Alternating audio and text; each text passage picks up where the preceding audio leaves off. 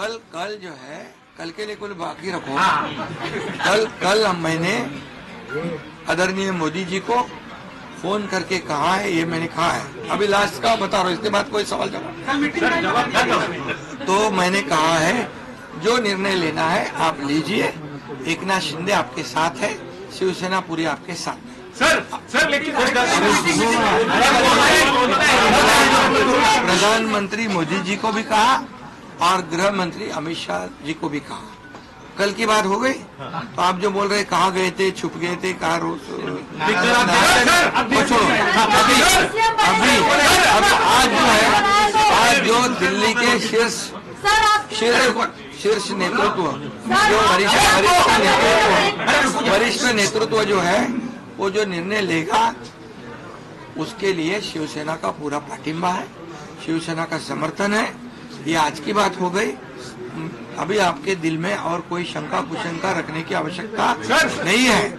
और कल की बात कहते हैं, कल अमित शाह जी के साथ, अमित भाई के साथ हमारी तीनों दलों की बैठक होगी। उस बैठक में पूरी तरह चर्चा होगी विस्तार से, और विस्तार से चर्चा होने के बाद निर्णय होगा।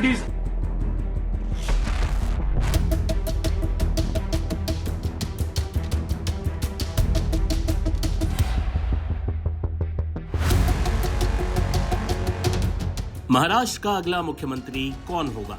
लगता है अब महायुति में सस्पेंस खत्म होने को है। इस बीच एकनाथ शिंदे ने खुद ही ऐसा इशारा दिया है जिससे लग रहा है कि देवेंद्र फडणवीस की राह आसान हो गई। क्या एकनाथ शिंदे मान गए हैं कि वो अब सीएम नहीं बनेंगे? जी हां, एकनाथ शिंदे ने शिवसैनिकों से जो कुछ कहा है उसका तो यही मतलब निकाला जा रहा है। एकनाथ शिंदे ने शिवसैनिकों से साफ कहा है कि सीएम पद की मांग को लेकर उनके घर पर भीड़ ना लगाएं।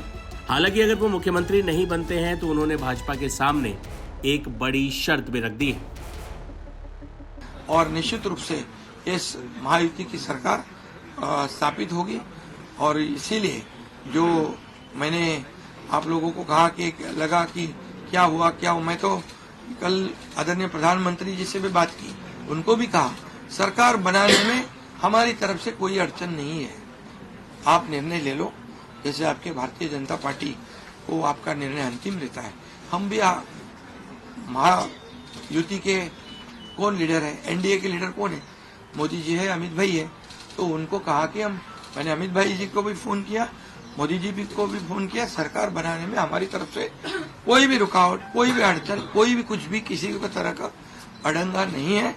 आप बेशक आप निर्णय ले लो, उस निर्णय की तामील हो जाएगी, निर्णय की अमल हो जाएगी।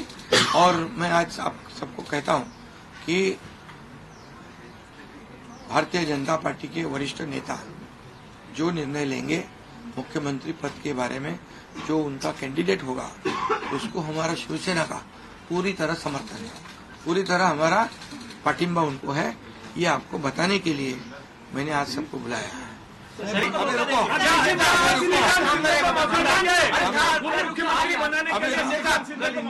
अभी रुको।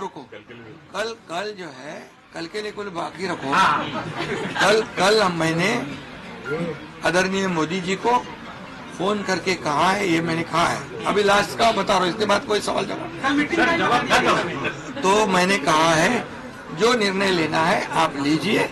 एकनाथ शिंदे आपके साथ है, शिवसेना पूरी आपके साथ है। सर लेकिन प्रधानमंत्री मोदी जी को भी कहा और गृह मंत्री अमित शाह जी को भी कहा। कल की बात हो गई। तो आप जो बोल रहे कहाँ गए थे, छुप गए थे, कहाँ अभी आज जो है, आज जो दिल्ली के शीर्ष नेतृत्व, जो वरिष्ठ नेतृत्व जो है, वो जो निर्णय लेगा उसके लिए शिवसेना का पूरा पाठिंबा है, शिवसेना का समर्थन है। ये आज की बात हो गई। अभी आपके दिल में और कोई शंका कुशंका रखने की आवश्यकता नहीं है। और कल की बात कहते हैं, कल अमित शाह जी के साथ, अमित भाई के साथ हमारी तीनों दलों की बैठक होगी। उस बैठक में पूरी तरह चर्चा होगी विस्तार से, और विस्तार से चर्चा होने के बाद निर्णय होगा। सूत्रों के मुताबिक सीएम पद के बदले एकनाथ शिंदे ने महायुति सरकार में बड़ी मांग की है। उन्होंने कहा है कि अगर वो सीएम नहीं बनते हैं तो गृह विभाग शिंदे कैंप को दे दिया जाए। इसे लेकर कल देर रात यानी मंगलवार की रात को शिंदे कैंप के नेता देवेंद्र फडणवीस से मिलने उनके बंगले पर गए थे। शिंदे कैंप की मांग है कि अगर एकनाथ शिंदे सीएम नहीं बने तो सरकार में अहम पोर्टफोलियो उनको ही मिले। इसके अलावा एक और फॉर्मूला केंद्रीय मंत्री रामदास अठावले ने दिया है। अठावले ने कहा कि मैं जानता हूं कि एकनाथ शिंदे नाखुश हैं, इसे मैं समझ सकता हूं, लेकिन बीजेपी को 132 सीटें मिली हैं, इसलिए सीएम देवेंद्र फडणवीस को ही बनना चाहिए। मुझे लगता है कि महाराष्ट्र में महायुति को बहुत बड़ी सफलता मिली है और उसमें एकनाथ शिंदे, देवेंद्र फडणवीस और अजित पवार जी का योगदान तो ही है, लेकिन माननीय नरेंद्र मोदी साहब ने, अमित शाह साहब ने, जेपी नड्डा साहब ने बहुत सारी सभाएं ली और इसीलिए मतलब विकास के मुद्दे पर हम ये चुनाव लड़े थे, इसीलिए हमको बड़ी सफलता मिली है। लेकिन अभी डेडलॉक जो है अभी मतलब खड़ा हुआ है। एकनाथ शिंदे साहब को जब मैसेज गया कि बीजेपी का कमांड ने देवेंद्र फडणवीस जी को मुख्यमंत्री बनाने का तय किया है, तो माननीय एकनाथ शिंदे साहब का नाराज हो गए हैं, तो उनका नाराज होना समझ सकते हैं। लेकिन बीजेपी की इतनी सीटें आई, 132 सीटें बीजेपी की आई है और इसीलिए मुझे लगता है कि इसमें मार्ग निकालना चाहिए और देवेंद्र फडणवीस जी को मुख्यमंत्री बनाकर एक तो एकनाथ शिंदे साहब डिप्टी सीएम भी बन सकते हैं, या अगर उनको डिप्टी सीएम बनना उनके लिए थोड़ा ठीक नहीं होगा तो केंद्र में वो कैबिनेट मंत्री के रूप में मोदी साहब के मंत्रिमंडल में आ सकते हैं। तो ऐसा कोई मार्ग इसमें से निकलना चाहिए। या फिर मेरा मत ऐसा है कि इसमें एकनाथ शिंदे साहब को कोई बीजेपी ने ऐसा शब्द नहीं दिया था कि भाई आपको आगे भी आपको मुख्यमंत्री बनाएंगे। तो इसीलिए मुझे लगता है कि इसमें मार्ग निकालने के लिए तीनों नेताओं ने एक साथ बैठना चाहिए और माननीय नरेंद्र मोदी साहब, अमित शाह साहब इसमें थोड़ा इंटरफेयर करके इसमें से मार्ग निकालने की आवश्यकता है।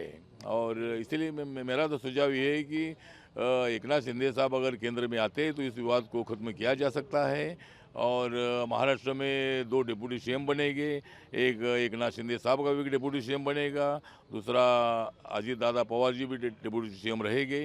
तो ऐसा कोई मार्ग इसमें से निकालना चाहिए या फिर बीजेपी के हाई कमांड को इसके संबंध में निर्णय लेना है। अगर किसको मुख्यमंत्री बनाना है, बीजेपी की ज़्यादा सीट है इसीलिए लोगों को लगता है कि देवेंद्र फडणवीस जी मुख्यमंत्री बनेंगे, लेकिन आखिर में निर्णय क्या लेना है ये माननीय मोदी साहब और माननीय अमित शाह साहब तय कर सकते हैं। लेकिन महाराष्ट्र के लोगों की भावना ये है कि भाई देवेंद्र फडणवीस जी ने मुख्यमंत्री बनना चाहिए। कुल मिलाकर महाराष्ट्र का सस्पेंस खत्म होने को है। उम्मीद की जा रही है कि जल्द ही इसकी घोषणा हो जाएगी। लेकिन पेच यही फंसा हुआ है कि क्या बीजेपी गृह मंत्रालय जैसा अहम मंत्रालय अपने सहयोगी पार्टी को सौंप पाएगी।